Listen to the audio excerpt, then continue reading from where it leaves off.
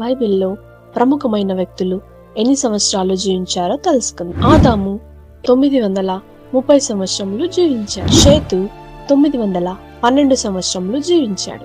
ఏనోషు 905 సంవత్సరములు జీవించాడు. కేయినాను 910 సంవత్సరములు జీవించాడు. మహలేలు 895 సంవత్సరములు జీవించాడు. ఏరీదు 962 సంవత్సరములు జీవించాడు. హానోకు 365 సంవత్సరములు జీవించాడు. మెతూషేల 969 సంవత్సరములు జీవించాడు. లేమెకు 777 సంవత్సరములు జీవించాడు. నోవహు 950 సంవత్సరములు జీవించాడు. షేము 802 సంవత్సరములు జీవించాడు. అర్పక్షదు 438 సంవత్సరములు జీవించాడు. షేలాహు 433 సంవత్సరములు జీవించాడు. ఏబేరు 464 సంవత్సరములు జీవించాడు.